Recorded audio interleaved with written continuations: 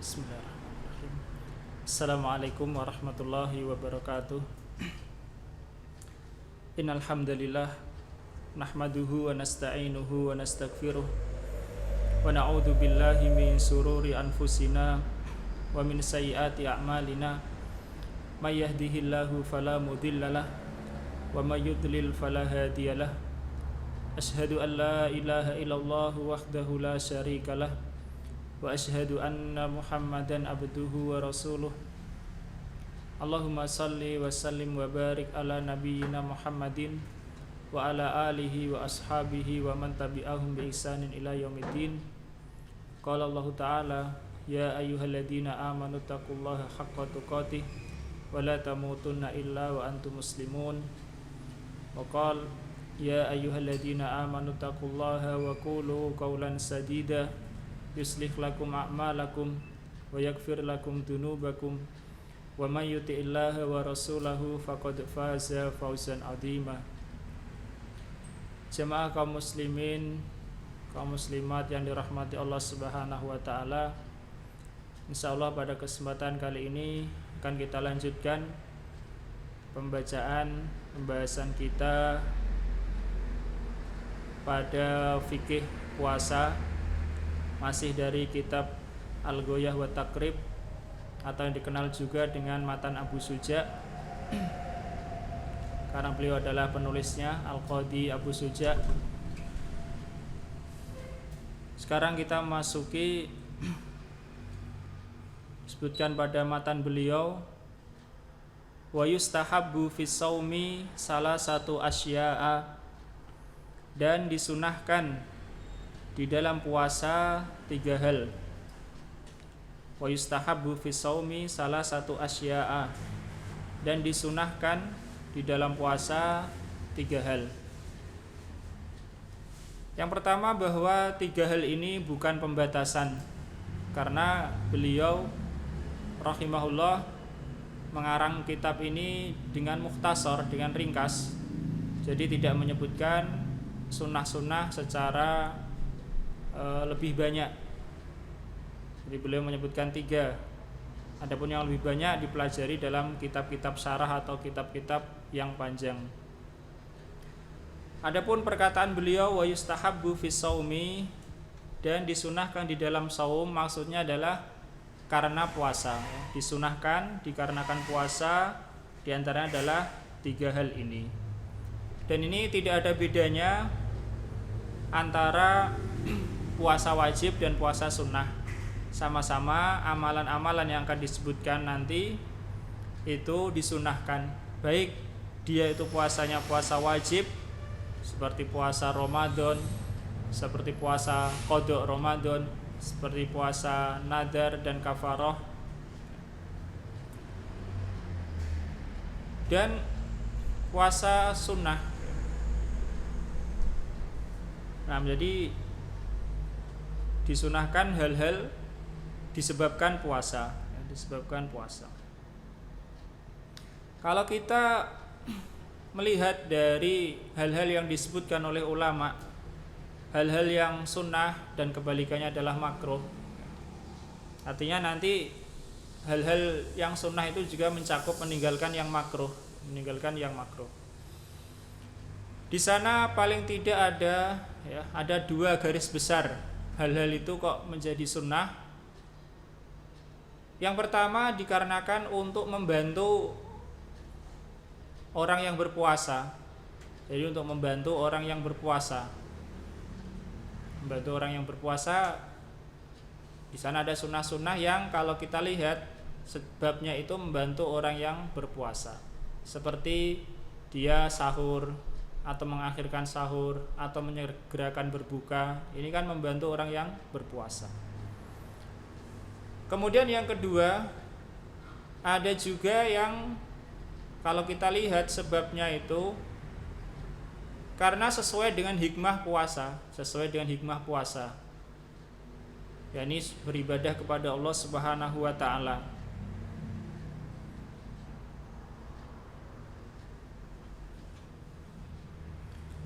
Nah, hal-hal lain sebelum kita masuk ke matan, Hal-hal lain yang juga disunahkan selain yang disebutkan oleh penulis,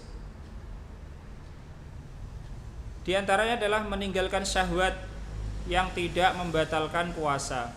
Meninggalkan syahwat yang tidak membatalkan puasa.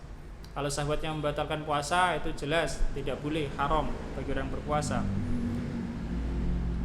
Tapi syahwat yang tidak membatalkan puasa ada, ya.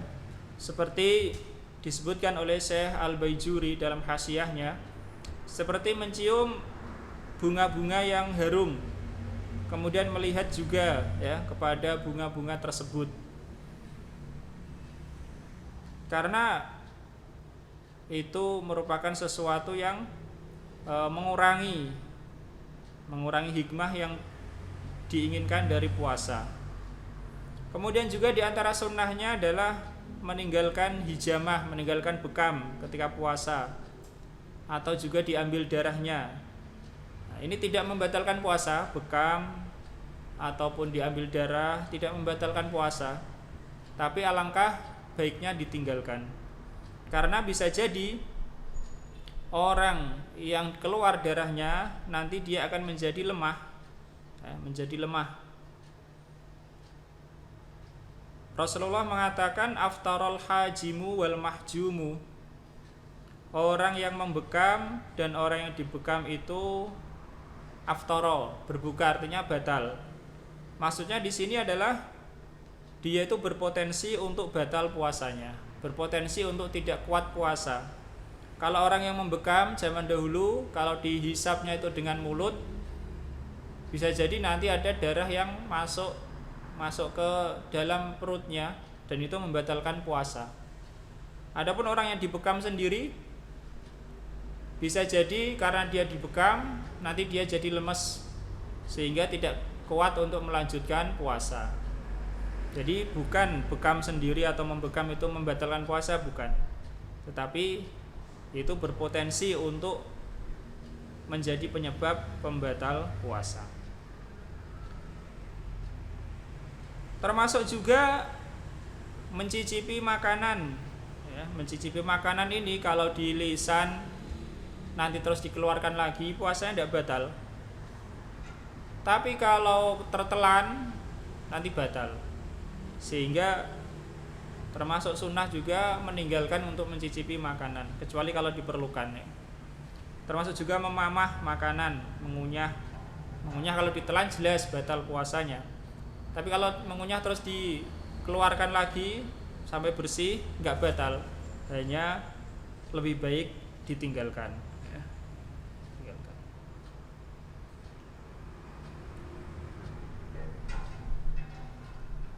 Kemudian juga termasuk sunnah, ya, ketika berpuasa itu adalah bersegera mandi besar. Kalau dia berhadas besar, bersegera mandi sebelum fajar.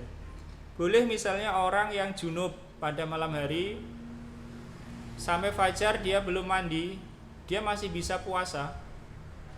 Setelah fajar baru dia mandi, lalu sholat subuh, masih sah, puasanya masih boleh. Tapi alangkah baiknya kalau dia segera mandi sebelum fajar, agar begitu memasuki puasa, masuki waktu fajar, waktu puasa, dia ibadah dengan keadaan bersih dari hadas besar.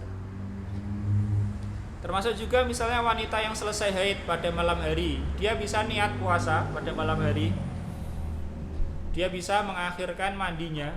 Tapi alangkah baiknya kalau dia segera mandi sebelum fajar. Dan tentunya juga dia berkewajiban sholat isya pada malam harinya. Kemudian juga termasuk membaca doa ketika berbuka. Dhahabat duma'u wa batalatil uruku wa sabatal ajru insyaallah.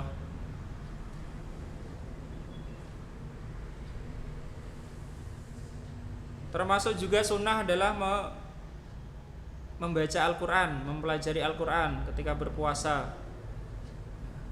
Karena ketika bulan Ramadan, Jibril mendatangi Nabi SAW. Nabi membacaan Al-Quran kepada Jibril sampai selesai Ramadan.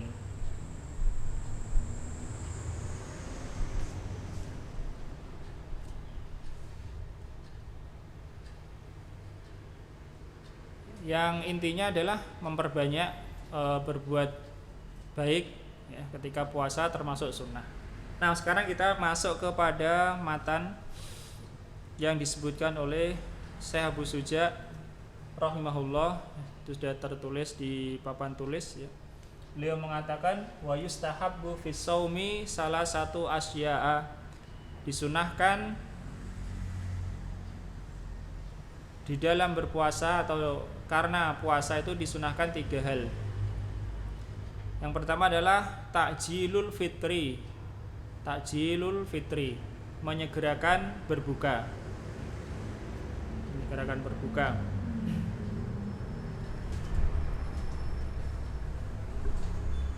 Nomor 1 takjilul fitri, nomor 2 takhirus suhur.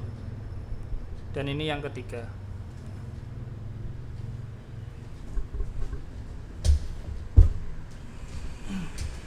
Yang pertama adalah takjilul fitri, menyegerakan berbuka.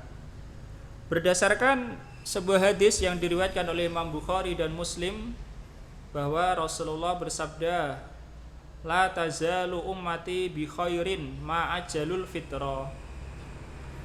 Umatku itu senantiasa berada dalam kebaikan selama mereka itu menyegerakan berbuka.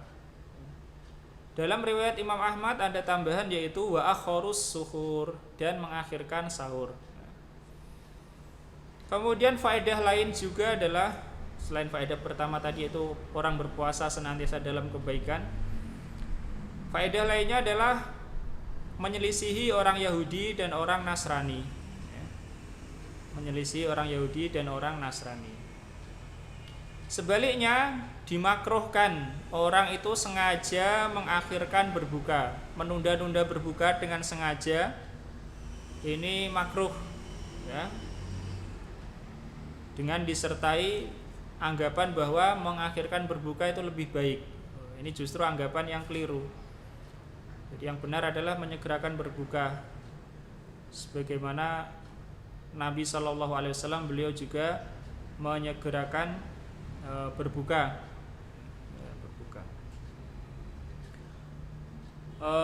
Penulis Fathul Qorib mengatakan takjilul fitri intahaqqaqas shaimu ghurubasy syamsi, yaitu jika orang yang berpuasa itu yakin matahari sudah tenggelam. Jika orang berpuasa yakin matahari sudah tenggelam, maka dia segera berbuka. Fa in syakka fala yu'ajjilul fitra. Kalau dia ragu, maka dia tidak boleh menyegerakan berbuka. Jadi kalau ragu tidak boleh menyegerakan berbuka. Kalau ragu ternyata dia berbuka nanti akhirnya dia salah, maka puasanya menjadi tidak sah. Kalau dia berbuka sebelum waktunya, yani sebelum matahari tenggelam. Kalau sudah yakin matahari itu sudah tenggelam, sudah, maka dia menyegerakan berbuka. Kalau tidak bisa melihat matahari, maka dengan don, persangkaan. Persangkaannya bagaimana? Yaitu dengan mengikuti orang yang melihat matahari atau mengikuti jadwal yang ada sekarang ya. Kalau dianggap jadwal itu benar. Nah, kalau ternyata cuacanya mendung ya, orang nggak tahu jadwal, dia mengira udah malam berbuka, tiba-tiba masih ada matahari, maka dia benar, dia tidak berdosa karena dia mengira sudah malam, tapi puasanya tidak sah. Dia harus mengulang, mengqodoknya.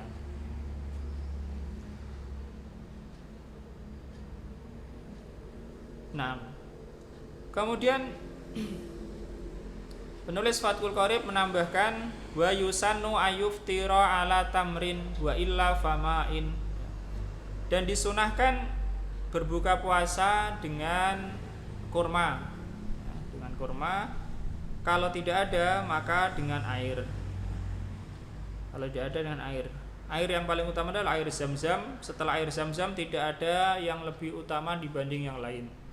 Jadi tidak ada yang lebih utama air dibanding air yang lain kecuali air Zam-Zam saja ya, di dunia ini. Kecuali air Zam-Zam. Adapun selain air Zam-Zam maka sama. Nah. Kemudian sunnah yang kedua disebutkan oleh penulis yaitu wa ta'khirus suhur ya. Wa ta'khirus suhur dan mengakhirkan makan sahur. Ya, akhir sahur. Yakni ini juga dengan syarat malam yaqa fi syakkin kata Ibnu Qasim, selama dia tidak terjatuh di dalam keraguan. Apa keraguan itu? Yakni jangan sampai saking mengakhirkan sahurnya sampai ragu apa ini sudah fajar atau belum ya. Fala yu'akhir, kalau dia ragu maka tidak boleh mengakhirkan. Ragu tidak boleh mengakhirkan.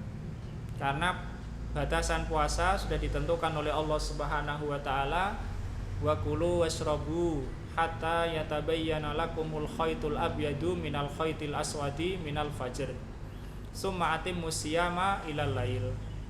Makan minumlah sampai jelas bagi kalian benang putih dari benang hitam yaitu fajar, kemudian sempurnakan puasa sampai malam. Jadi batasan fajar sampai malam, yakni sampai matahari tenggelam. Nah, sebagaimana kita sebutkan pada kesempatan yang lalu, orang berpuasa harus tahu bahwa batasan puasa itu dari fajar sampai maghrib.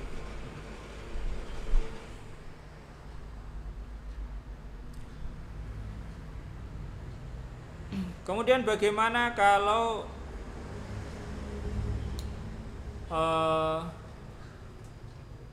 ketika dia makan kemudian fajar ya, makan belum selesai lalu muncul fajar, maka dia harus segera berhenti. Yang sudah ada di mulut tidak boleh ditelan kalau itu fajar ya, kalau itu betul-betul fajar, karena Allah telah memberikan batasan. Bagaimana kalau dia makan ada adzan, maka dilihat kalau adzannya itu tepat fajar ya sama saja hukumnya seperti fajar, dia tidak boleh melanjutkan makannya. Tidak boleh melanjutkan makannya, harus segera berhenti makannya.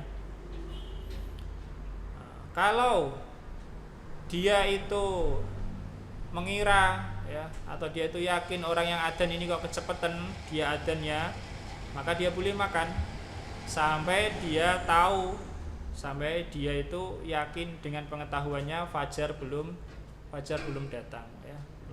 Karena barangkali ada keraguan mungkin yang adanya 2 kali ya. Sehingga di sana dulu Nabi memberikan arahan kalau salah seorang kalian itu makan, kemudian di wadah makan masih ada makanan, kalau dengar adzan lanjutkan. Itu maksudnya adalah adzan yang sebelum fajar ya, adzan yang sebelum fajar. Adapun adzan yang tepat fajar maka tidak boleh orang mendengar adzan, kalau adzannya tepat fajar sudah harus berhenti, tidak boleh lagi makan. Yang di mulut pun harus segera dikeluarkan, tidak boleh ditelan. Kalau ditelan puasanya batal. Nah, kemudian suhur ini dinamakan suhur karena dia itu makan pada waktu gelap atau pada waktu remang-remang. Jadi makan sahur ini sudah dianggap sahur kalau dia makannya itu sudah lewat tengah malam, dan dianggap makan sahur. Tapi mengakhirkannya lebih baik, sebagaimana perkataan penulis ini, wa ta'khirus suhur. Sampai kecuali kalau ragu, artinya jangan sampai ragu. Mengakhirkan sahur tapi jangan sampai ragu ini fajar atau belum. Kemudian berkata Syekh Ibnu Qasim dalam Fathul Qarib, wa yahsulu suhuru biqalilil ukuli wasyurbi, dan sahur itu sudah dianggap sahur dengan makanan yang sedikit ataupun minuman yang sedikit. Makanan sedikit atau minuman sedikit sudah dianggap sahur.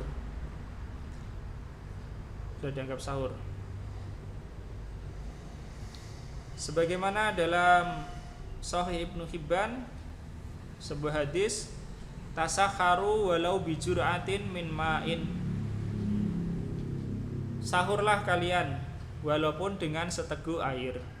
Walaupun dengan seteguk air. Ulama mengatakan wa yusanu kaunuhu mimma yundabul fitru alaihi. Disunahkan sahur itu juga sebagaimana disunahkan berbuka padanya, yakni dengan kurma atau air ya. Tentunya kalau kita kebiasaan kita tidak cukup itu ya. Tidak cukup artinya kalau waktunya longgar orang enggak makan kurma saja atau air saja. Artinya ada di sana kurma, dan itu sunnah yang kedua yang disebutkan oleh penulis. Kemudian yang ketiga adalah watarkul hujri minal kalami. Watarkul hujri minal kalami, dan meninggalkan hujr. Hujr itu adalah menurut penulis Fathul Qorib ay al-fuhshi, perkataan yang buruk ya, yang fahish, yang buruk. Sehingga orang yang berpuasa itu dia disunahkan menjaga lisannya dari dusta, kemudian dari ghibah, kemudian juga dan selain itu mencela ya, itu juga disunahkan untuk ditinggalkan.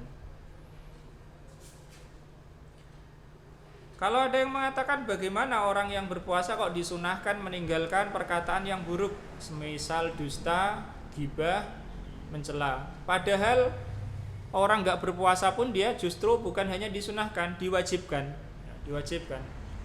Jadi orang nggak puasa pun nggak boleh dia itu bohong, tidak boleh ghibah.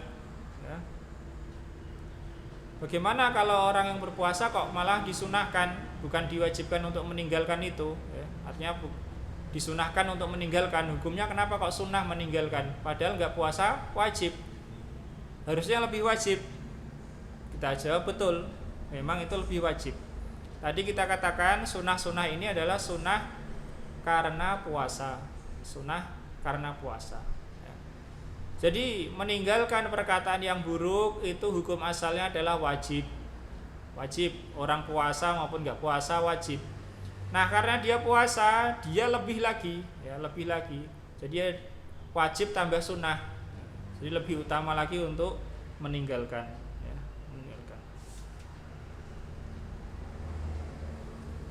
Nah, artinya kalau orang misalnya ya, orang itu berpuasa tapi dia bohong, puasanya tidak batal ya. Dia menggibah, puasanya tidak batal, tapi pahalanya yang batal, berkurang ya. Nah, maksudnya seperti itu.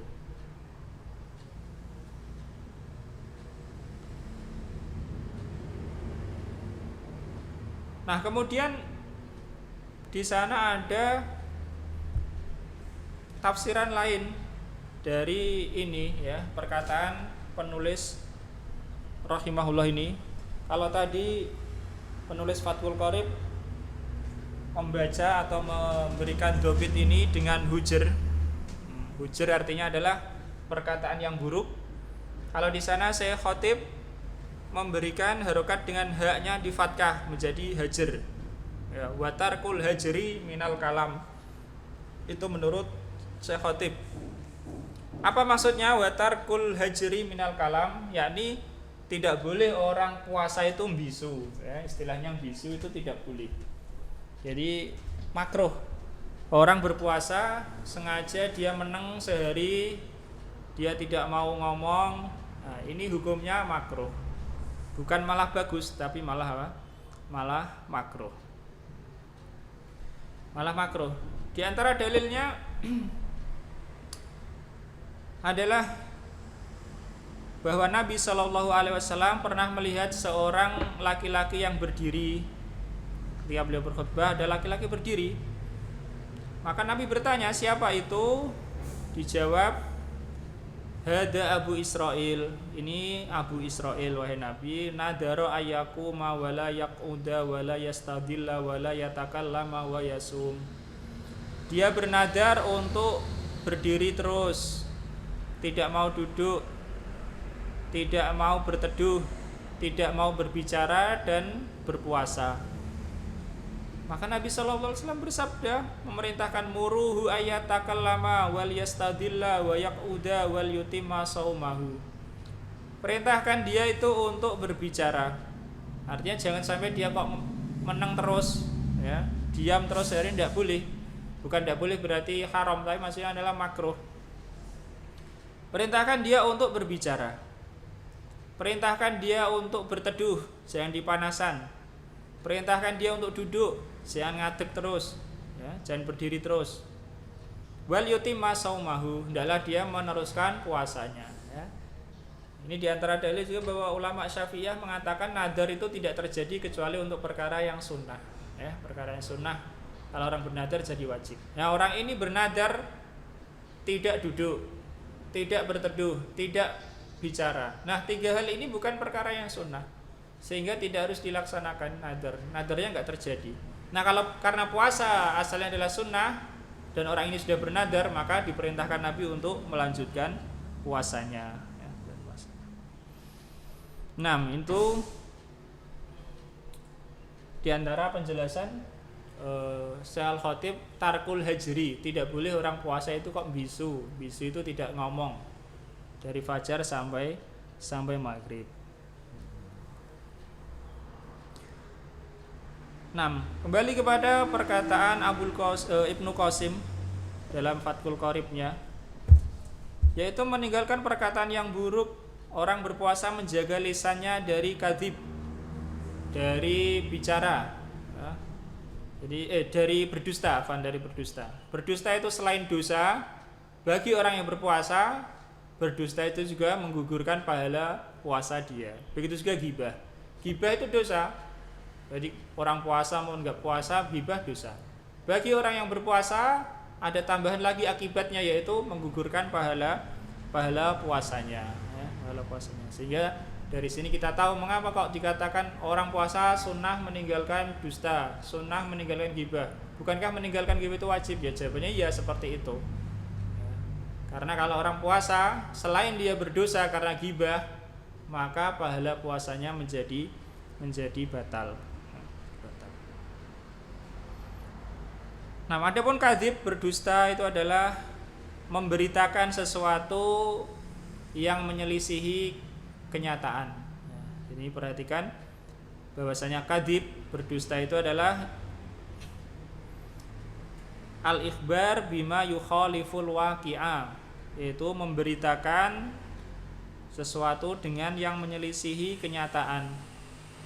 Dan terkadang orang itu nggak sengaja juga bisa saja dia bisa nggak sengaja berdusta, ya. Sehingga hati-hati ketika menyampaikan kabar, menyampaikan berita, terutama kalau berita itu menyangkut harga diri manusia, orang Islam, ya, menyangkut hal-hal yang dia itu barangkali akan memberikan pengaruh kepada orang lain, maka sangat hati-hati. Jangan sampai salah, menyebarkan salah, ya. Kalau salah berarti dusta.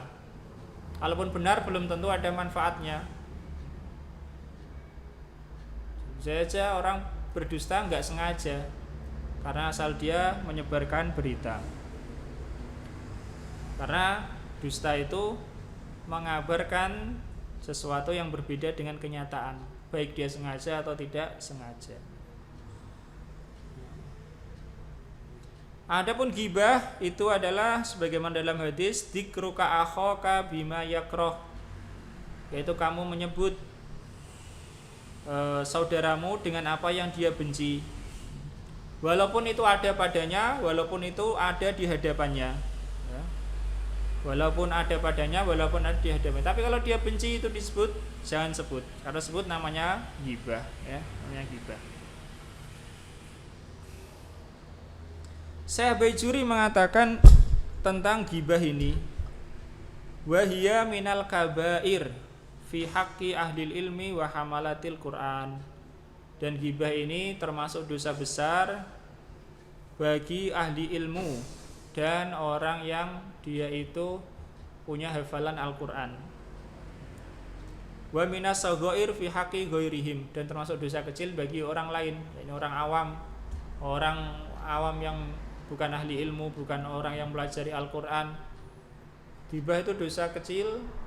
Bagi orang yang ahli ilmu atau dia orang yang punya hafalan Al-Qur'an, maka menjadi dosa besar, karena dia harus lebih berhati-hati lagi. Dan menurut Malikiyah, ghibah ini merupakan dosa besar secara mutlak. Jadi dalam Syafi'iyah ada perincian tadi, adapun dalam mazhab Malikiyah ghibah itu dosa besar. Secara mutlak ghibah adalah dosa besar, baik yang melakukan orang awam atau orang khusus atau ahli ilmu. Nah, ghibah adalah dosa besar menurut Malikiyah. Dan celaannya sangat keras di dalam Al-Qur'an.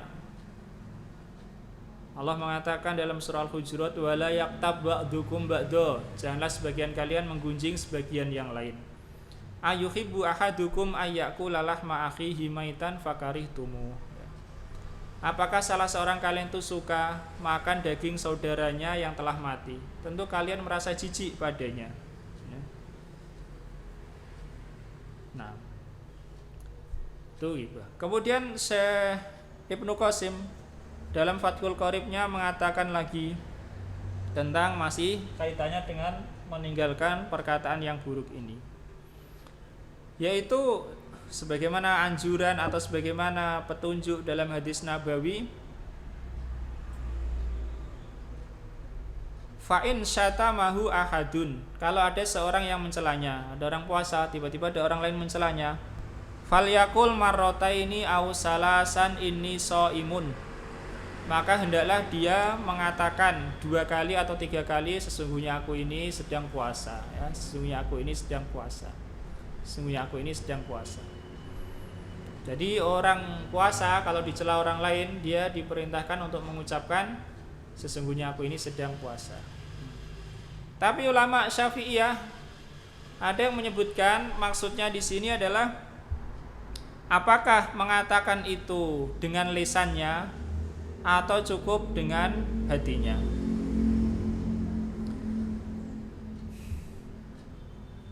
Berkata Syekh Ibnu Qasim, imma bilisanihi kama qalahu Nawawi fil Adkar.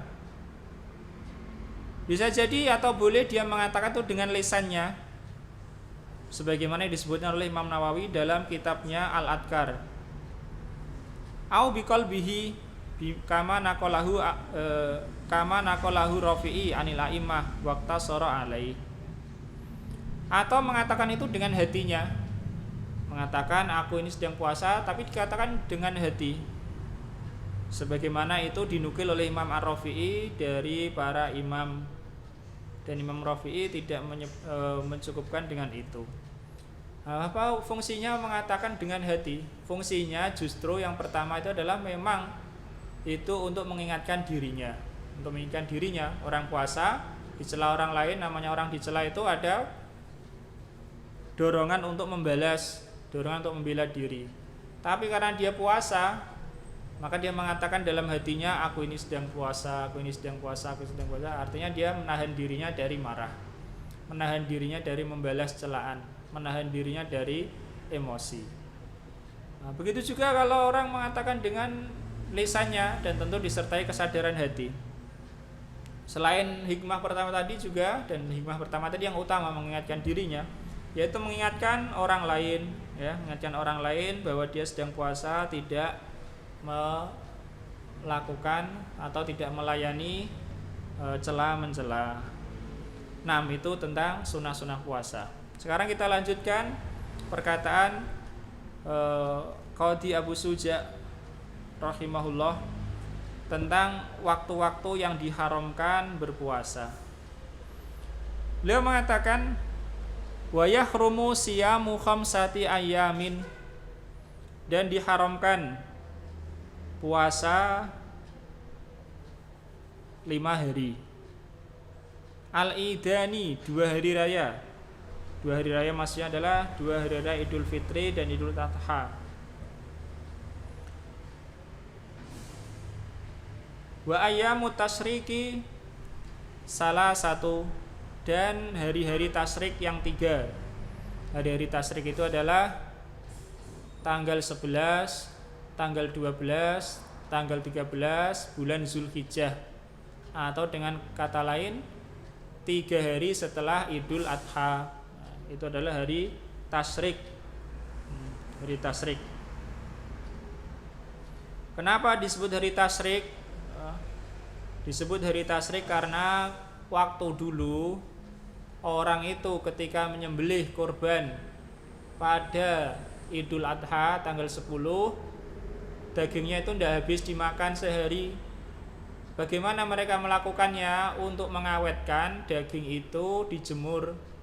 Daging itu dijemur di panas matahari. Tasyrik artinya memberikan panas, ya, panas. Menjemur. Itu menjemur daging dari, ya, daging supaya dagingnya itu bisa dimakan. Karena kalau tidak dijemur, ya tidak awet, tidak bisa dimakan. Dijemur dulu, nanti awet, lalu bisa disimpan. Di dalam Sahih Muslim, Rasulullah bersabda, ayamu mina ayamu aklin wa syurbin wa dzikrillahi ta'ala. Hari-hari Mina itu hari-hari makan, minum, dan berzikir kepada Allah Ta'ala. Nah, ini menurut madzhab Syafi'i hari tasyrik itu adalah 11, 12, 13. Di sana ada madzhab lain yang mengatakan cuma sampai 12. Nah, kemudian itu sudah 5 hari. Wa yukrahu saumu yaumis syakki illa ayyuwafiqa adatan lahu. Dan dimakruhkan puasa hari syak, hari yang diragukan. Illa ayyuwafiqa adatan lahu, kecuali menepati hari kebiasaannya. Kecuali menepati hari kebiasaannya. Apa maksudnya di sini? Apa yaumus syak itu? Dan apa yang dimaksud dimakruhkan? Yang dimaksud dimakruhkan di sini dalam madzhab Syafi'i rahimahullah adalah dimakruhkan secara makruh diharamkan, makruh pengharaman. Meskipun kata makruh tahrim itu adalah istilah Hanafi sebenarnya. Tapi penulis memilih lafadz makruh itu karena ada sebab lain. Karena di sana ada juga orang yang boleh puasa, ada yang boleh, ada yang tidak boleh. Secara asal yaumus syak itu tidak boleh puasa. Yaumus syak itu adalah hari 30 Sya'ban, katakanlah begitu, atau setelah 29 Sya'ban, yang pada malamnya, yakni malam sebelum hari itu, cuaca cerah. Jadi yang namanya cuaca cerah itu memungkinkan orang bisa melihat hilal, beda dengan cuaca mendung. Cuaca cerah memungkinkan orang bisa melihat hilal. Nah, pada malam-malam hari orang-orang menyebut, wah, hilal terlihat. Tapi tidak diketahui siapa yang melihatnya. Pokoknya jadi berita yang tidak jelas bahwa hilal terlihat. Orang-orang berbicara tentang hilal terlihat, tapi nggak diketahui siapa yang ndeloki sapa. Yang melihat siapa? Nggak jelas. Apa yang melihat itu orang yang diterima persaksiannya, ataukah orang yang tidak diterima persaksiannya, atau berapa yang melihat, tidak jelas. Sehingga besoknya, tanggal 30 Sya'bannya itu, atau setelah 29 Sya'ban, disebut yaumus syak, hari yang diragukan. Nah, ini hari yang tidak boleh berpuasa. Sebagaimana hari-hari yang disebutkan sebelumnya, 5 tadi, hari Idul Fitri, Idul Adha, dan hari tasyrik, kalau orang puasa tidak sah puasanya tidak sah. Nah, kalau hari tasyrik ini juga, kalau orang puasanya tidak sah. Kecuali, nah di sini disebutkan kecuali ayyuwafiqa adatan lahu, dia itu menepati hari kebiasaannya. Apa maksudnya menepati hari kebiasaannya? Misalnya itu menepati hari Senin atau hari Kamis, dia biasa puasa hari Senin Kamis. Atau menepati kebiasaannya, misalnya dia biasa puasa sehari, berbuka sehari. Kebetulan itu pas waktu hari puasanya. Nah, itu hari syak. Tidak boleh berpuasa kecuali orang yang memang dia biasa puasa. Dan kecuali juga orang yang mengqadha Ramadan. Dia mengqadha Ramadan belum selesai. hari syak misalnya tinggal 1, maka dia harus mengqadha bahkan ya. Jadi kalau tidak ada yang mengharuskan atau tidak kebiasaan, maka haram berpuasa pada hari syak. Nah, insyaallah nanti akan kita lanjutkan pada sesi yang berikutnya. Masih ada satu sesi lagi tentang masalah puasa dari kitab ini, dari kitab Al-Ghayah wa Taqrib Matan Abu Suja, insyaallah, yaitu tentang masalah mengganti puasa ya, tentang masalah mengganti puasa bagi orang-orang tertentu kalau dia tidak puasa Ramadan. Dan kita tidak bahas sekarang tentang masalah iktikaf ya. Jadi masih satu pembahasan lagi, insyaallah, masalah yang penting juga insyaallah, tentang masalah mengganti puasa bagi orang-orang tertentu ya. Sesi ini kita akhiri sampai di sini. Semoga Allah SWT memberikan manfaat barokah untuk kita semua dan bisa memberikan taufik kepada kita. Sallallahu ala nabiyina Muhammad wa ala alihi wasallam ajmain. Alhamdulillahirabbil alamin. Subhanakallahumma bihamdika asyhadu an la ilaha illa anta astaghfiruka wa atubu ilaik.